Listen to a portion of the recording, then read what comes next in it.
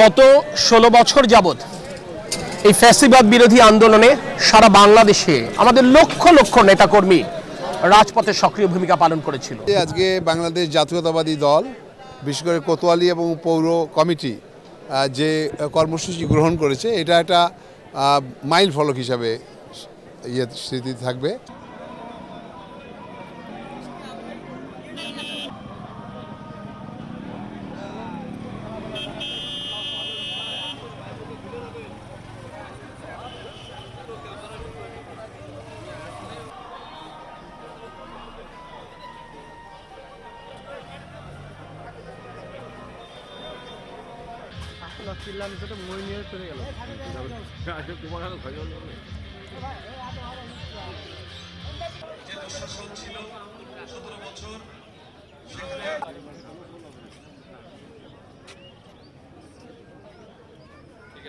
একটি Android mobile phone নেতৃত্বে আমরা রাজনীতি করি। যখন তাকে আক্রান্ত করা হয় তখন সাথে আমাদের প্রিয় নেতার সাথে ওই দুর্দিনে দুঃসময় আমি নির্মল বিট ছিলাম। ওই দিন রাজু চেয়ারম্যান জনাব ওয়ালিদুল ইসলাম অমিন ইতিমধ্যে জাতীয় রাজনীতিতে মুক্ত করে নিয়েছেন।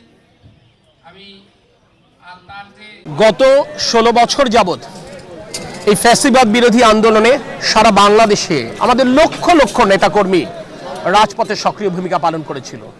একইভাবে যশোর সদর এবং আমার যশোর পৌর এলাকাতেও শত সহস্র নেতাকর্মী আন্দোলন সংগ্রাম করেছে এবং এই আন্দোলন সংগ্রাম করতে আমাদের তালিকাভুক্ত ২৫০০-এর অধিক নেতাকর্মী মিথ্যা মামলায় জড়িয়েছে এবং তারা জেলে গেছে, শারীরিক নির্যাতনের শিকার হয়েছে।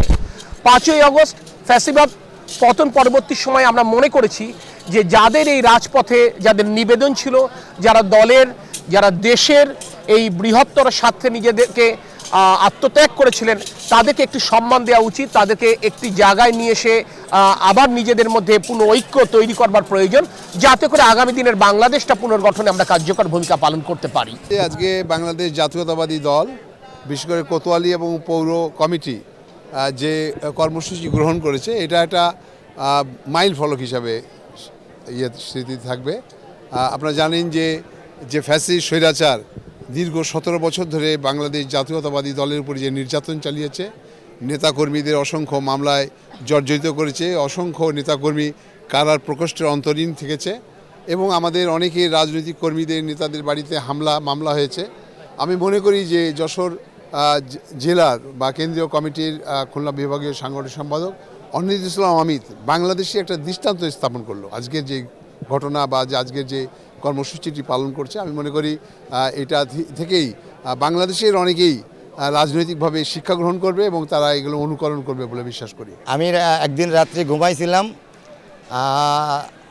4 জন পুলিশ সাদা পোশাকে এসে আমাকে বাড়ির থেকে জোর করে তুলে নিয়ে যায়।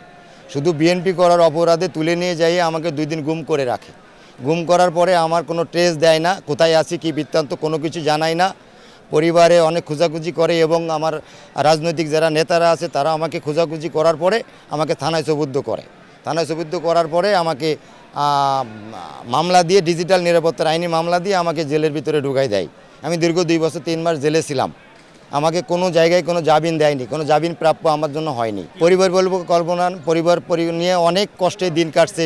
টাকা নাই, পয়সা নাই, জামিনের টাকা নাই, সংসার খরচ চলে না, জেল খরচ চলে না।